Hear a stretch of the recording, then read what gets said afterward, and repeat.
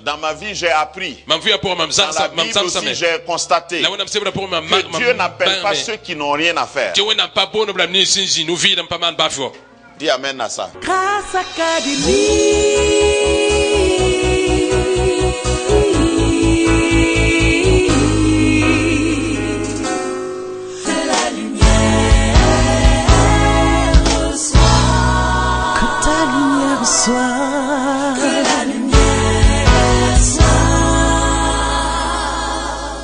Il y a une étape où on vit les miracles.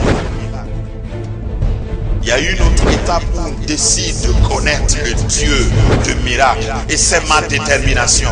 Est-ce que tu connais l'auteur du miracle dans ta vie? Parce que quand tu connais cet auteur, le jour même qu'il ne fait pas de miracle, tu es calme. Notre réflexion de ce jour aura comme thème les étapes vers l'élévation. 1 Roi 19, 15 à 21.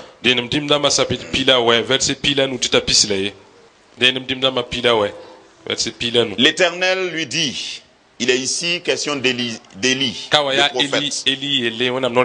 Va, reprends ton chemin par le désert jusqu'à Damas, et quand tu seras arrivé, tu oindras Hazaël pour roi de Syrie.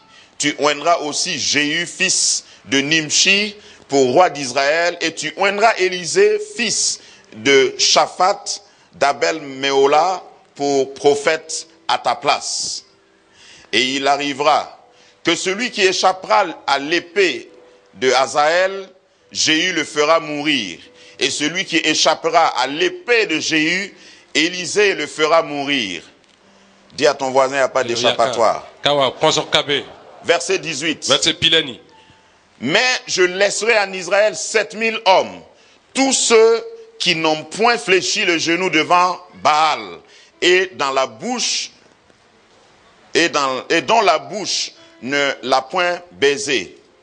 Élie partit de là, et il trouva Élisée, fils de Shaphat, qui labourait. Il y avait devant lui 12 paires de bœufs, ça fait 24 bœufs, et il était avec la 12e. Élie s'approcha de lui, et il jeta sur lui son manteau. Élisée quitta ses bœufs, courut après Élie et dit, laisse-moi embrasser mon père et ma mère, et je te suivrai. Élie lui dit, va et reviens, car pense à ce que je t'ai fait. Verset 21. Après s'être éloigné d'Élie, il revint prendre une paire de bœufs qu'il offrit en sacrifice. Avec l'attelage des bœufs, il fit cuire leur chair et la donna à manger au peuple. Puis il se leva et suivit Élie et fut à son service. Amen. Amen. La vie chrétienne est une marche. Une marche commence par un départ, par un point. On dit en français que le plus long voyage commence par un pas. Si nous parlons d'élévation, il faut savoir qu'il y a des étapes pour pouvoir s'élever. Pour élever ses portes, élever les linteaux de ses portes, il faut que tu saches qu'il y a des étapes. Il faut que tu saches que tu dois franchir des étapes. Je voudrais, sous ce thème de réflexion, les étapes qui mènent à l'élévation, vous proposer 3 étapes essentielles. Vous pouvez trouver 50 peut-être. Mais je vous propose 3 étapes essentielles. La première étape, je vais l'appeler la vocation. Première étape qui mène à l'élévation. Si tu prends note, mais première étape, la vocation. Deuxième étape, tu peux noter la révélation. Qu'est-ce que j'ai dit? La révélation. troisième étape et dernière pour cette série, la détermination. Ça fait 3. Voilà. Je ne suis pas un pasteur compliqué. Vous ne pouvez pas dire que 3 là c'est trop. Si tu ne peux pas compter jusqu'à 3, je ne peux pas marcher avec toi. Au moins il faut connaître le Père, le Fils et le Saint-Esprit. Donc si tu sais écrire, à cette heure-là, à cette minute-là, au moins tu as le résumé de mon message. Amen. 3 étapes. La vocation, la révélation et la détermination. Nous avons pris l'exemple d'Élie ici. Élie était un prophète hors pair. Élie n'a pas eu de précurseur en tant que tel. Il n'a pas un semblable dans son passé. Vous savez, il y a des gens qui viennent au monde de façon spéciale. Dis déjà à ton voisin, c'est de moi dont il est question. Il y a des gens qui sont spéciaux. Quand ils sont venus, dans leur lien, on ne peut pas dire son oncle était comme lui, ou bien que lui, il est comme sa tante. Il est unique. Élie était unique. Quand il est venu, c'était un prophète quand même assez bizarre. Un prophète qui bousculait, qui dérangeait ses pairs. C'est le seul prophète qui a égorgé des gens. Vous ne trouvez pas ça bizarre? Un prophète qui a... C'est combien il a égorgé là? Hein? 450. En un jour. Souvent, j'aime ramener les images pour que vous voyez le sérieux de certains récits de la Bible. Imaginez sur une scène un prédicateur qui finit sa prédication et puis il dit à ceux qui lui résistaient, avancez ici. Et il a une épée et il l'égorge 1, 2, 3, jusqu'à 450. Et il dit, j'ai fini mon message. Que Dieu vous bénisse. Voilà Élie. Un prophète choisi par Dieu. Pourquoi il était comme ça? Parce que Élie avait refusé la compromission. Il connaissait son appel. Il connaissait sa vocation. Les gens ne le comprenaient pas, mais il s'intéressait au plan de Dieu dans sa vie et il était déterminé de marcher selon ce plan. Mais l'exemple que je voudrais prendre pour notre enseignement sous ce thème, les étapes conduisant à l'élévation,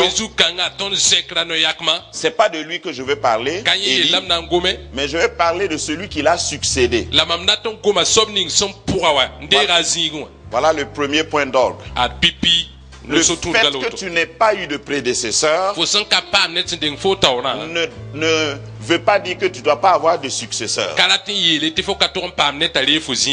reprends. Le fait que tu n'aies pas eu de prédécesseur ne t'autorise pas à ne pas avoir de successeur. Il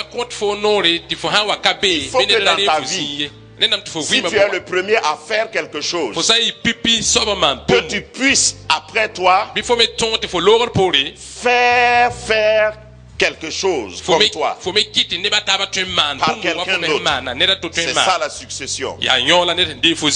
Et ensuite Élie, dans sa particularité, il faut quand même que je note que c'est la deuxième personne mystérieuse, enfin la troisième, selon les récits bibliques, qui est mort, qui est enlevé sans mourir. Il y a d'abord eu Enoch. Dans Genèse, on dit que Enoch marcha avec Dieu. Tous les jours d'Enoch furent de 365 jours, 365 ans, et il ne fut plus. Parce que Dieu le prit. Enoch. Mais nous n'avons pas beaucoup de renseignements sur la vie d'Enoch. La deuxième personne, c'est Moïse. Moïse est mort et c'est Dieu qui a fait ses funérailles. On ne sait pas où on l'a enterré. Et les enfants d'Israël n'ont fait que pleurer seulement. Vous savez, ça fait mal quand celui que vous aimez meurt et vous ne savez pas où on l'a enterré. Voilà comment Moïse est parti. La troisième personne, c'est Élie. Je ne sais pas pourquoi Dieu l'a enlevé. J'ai ma petite idée. Quand vous égorgez pendant votre vivant 350 faux prophètes, si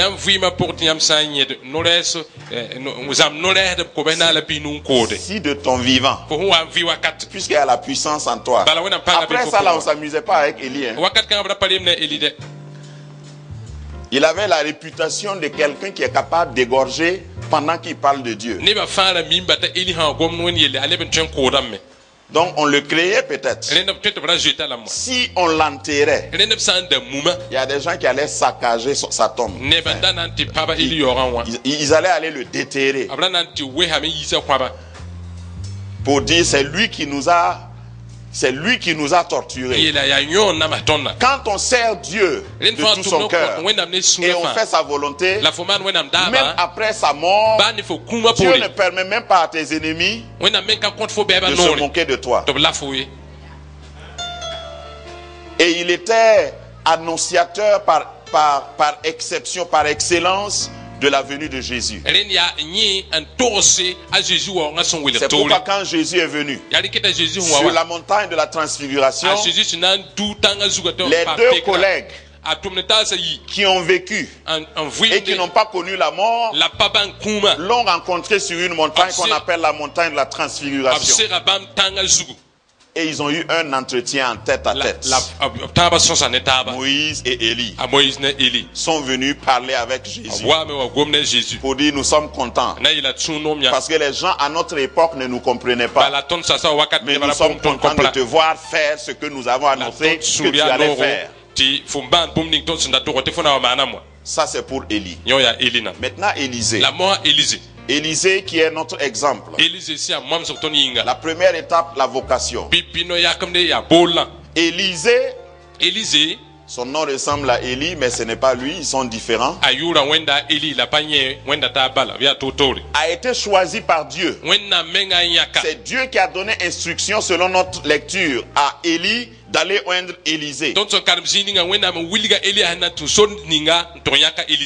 Et si tu m'écoutes, même par la voix des ondes, si tu es un Élie, avant de mourir, demande à Dieu qui est ton Élisée. Il faut que tu fasses le transfert avant de mourir.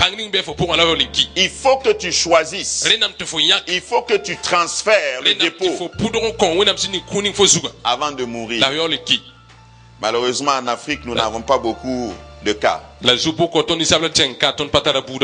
leaders exceptionnels qui partent. Ils ont pu transformer une nation. Ils ont pu générer une génération. Mais après eux, c'est le chaos. Que ce soit pas ainsi pour toi dans ta famille. Avant ta mort, que tu suscites des hommes et des femmes. Que de toi, à partir de toi, tes enfants puissent suivre ton sillage. Et aller même plus loin que toi. C'est ça la volonté de Dieu. Pour chaque responsable. Et tu es responsable à un niveau donné. Donc Dieu envoie Élie oindre Élisée. Et quand il arrive, Dieu avait donné une adresse précise. Continue, poursuis ton chemin jusqu'à Damas. Il lui a donné une adresse géolocalisée. Va dans telle famille. Et puis tu oindras Élisée pour te succéder. Et quand il est arrivé, il a effectivement vu Élisée. Je parle ici de la première étape, la vocation. Mais Élisée était occupé. Élisée travaillait déjà. Il était dans une entreprise familiale. Son père et ses frères étaient des agriculteurs. Certainement à succès. Parce que si dans un champ, vous pouvez avoir 12 paires de bœufs qui cultivent en même temps, vous n'êtes pas n'importe quel agriculteur. Il était occupé. Dans ma vie, j'ai appris. Dans la Bible aussi, j'ai constaté que Dieu n'appelle pas ceux qui n'ont rien à faire. Dis amen à ça. Ceux qui sont assis même, ils disent j'attends Dieu. Dieu est déjà passé. Grâce Académie, une vision, une plateforme, un cadre d'expression et d'épanouissement pour tout l'homme. Une ambassade du royaume de Dieu, un peuple d'adorateurs, un centre multiracial, une église sans cloison avec pour seule passion vivre la réalité de l'évangile de Jésus-Christ. Grâce Académie, une voix prophétique et une vision pour sa génération. Situé à Ouagadougou, à 700 mètres de l'ambassade des États-Unis, côté Est. Grâce Académie.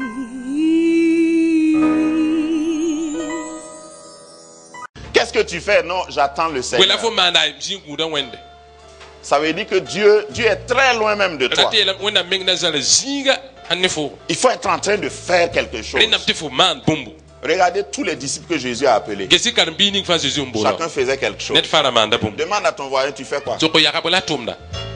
Il faut que le Seigneur te trouve en train de faire quelque chose. La vocation ne commence pas par la passivité. La vocation commence par l'activité. Il faut que tu sois occupé. Il faut que tu sois un travailleur. Il faut que tu sois en activité. Et quand le Seigneur vient, c'est la première qualification pour que tu reçoives ta vocation.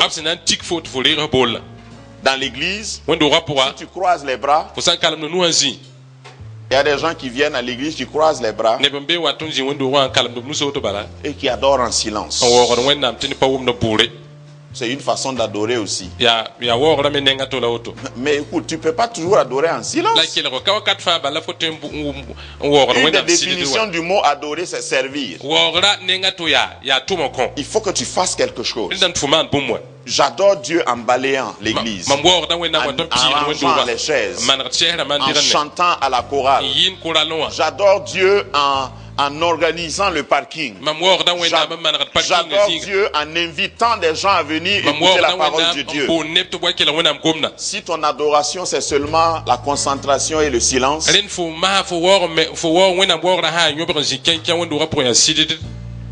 je me permets de douter de ton adoration.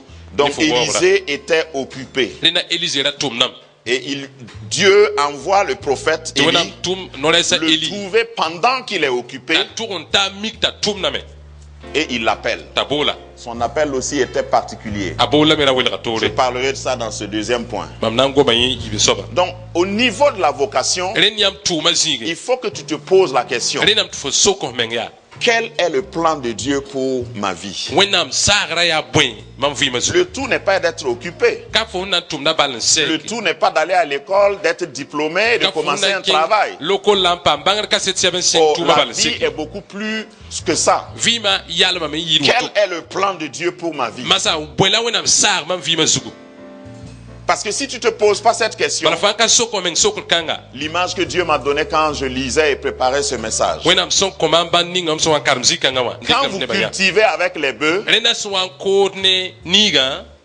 c'est quand même un petit progrès. C'est un progrès dans un certain niveau. Sinon, on cultive avec une houe, une daba. Dans mon village, ceux qui ont des bœufs, ce sont des gens qui ont évolué. Ou bien? Mais quand tu cultives avec les bœufs, voilà l'image. Qui conduit qui? Entre toi et les bœufs. Celui qui cultive avec une charrue attelée à des bœufs. Qui conduit qui? Entre le cultivateur et les bœufs. Qui est devant? C'est les bœufs. Un bœuf, c'est fort. Un bœuf a une certaine force, une certaine puissance. Mais un bœuf est stupide. Qui te conduit? Demande à ton voisin pour moi. Qui te conduit? Parce que si dans ta vie, toute ta vie se résume à suivre des bœufs. J'en ai fait. Hein? Quand tu as la charrue attelée à des bœufs, c'est pas une tâche facile. Parce qu'au fait, les bœufs ne sont pas intelligents. Ils sont forts, mais ils ne sont pas intelligents. Ils te tirent, mais ils n'ont pas de direction. La profession, le travail, l'occupation de certaines personnes consiste à suivre des bœufs. Ils font des choses, hein, mais c'est pas intelligent. C'est pas réfléchi. Le bœuf peut piétiner même ce que tu veux sauvegarder. Le bœuf peut massacrer ce que tu es en train de cultiver.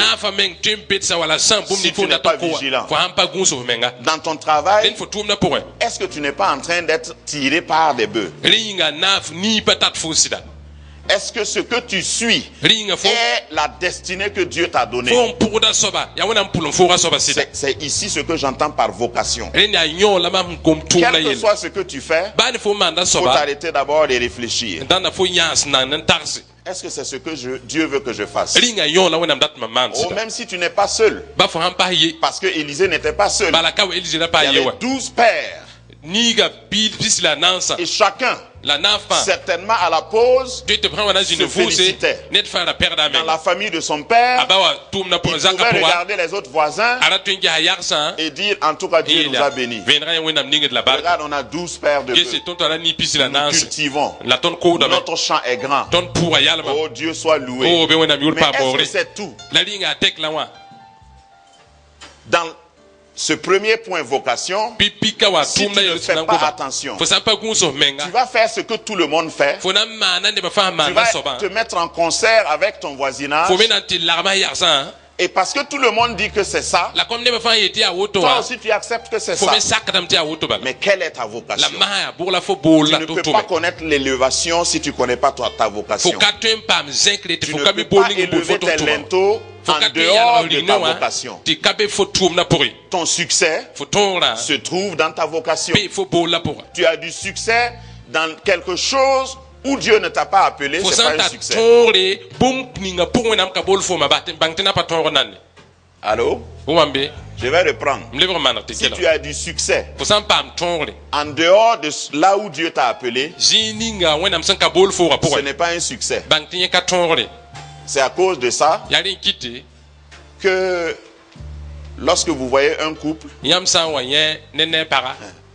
c'est ceux qui sont dehors qui apprécient souvent votre mari.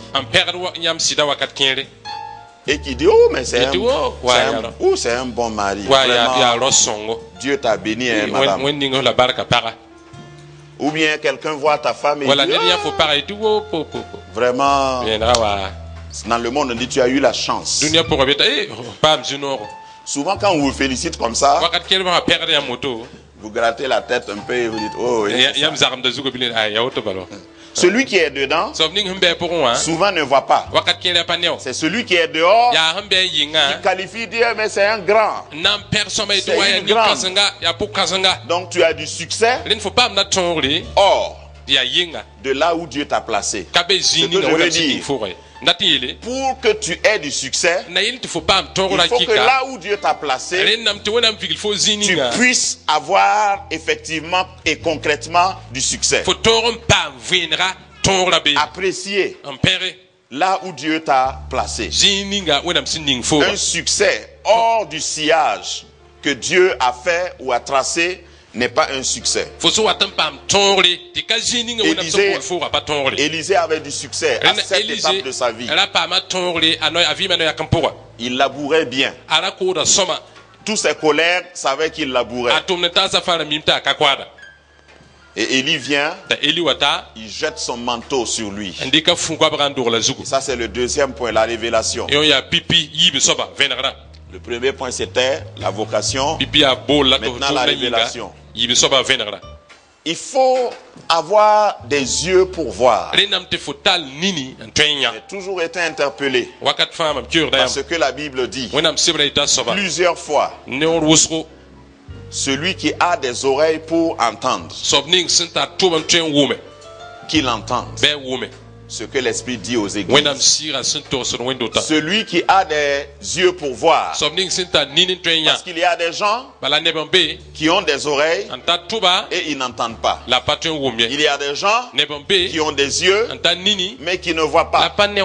Ce que Élie a fait sur Élisée, il a juste jeté son manteau sur lui et il a eu la révélation. Il a compris tout de suite que c'est important. Ça, c'est le verset 20.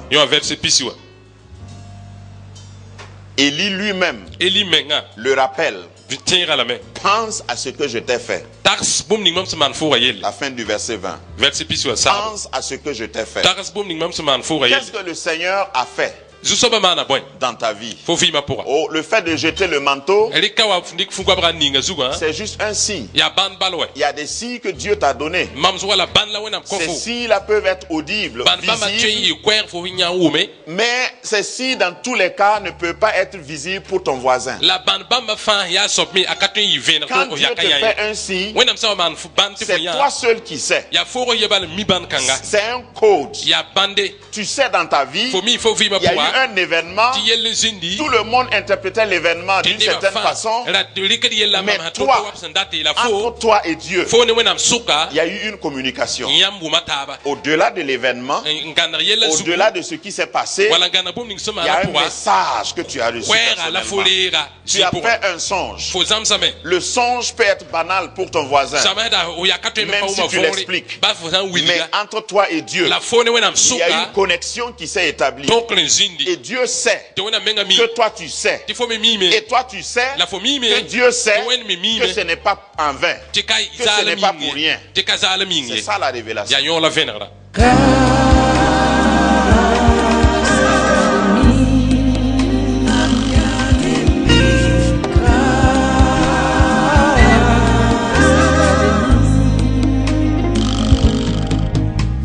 Il y a une étape où on vit les miracles. Il y a une autre étape où on décide de connaître le Dieu de miracle. Et c'est ma détermination. Est-ce que tu connais l'auteur du miracle dans ta vie? Parce que quand tu connais cet auteur, le jour même qu'il ne fait pas de miracle, tu es calme.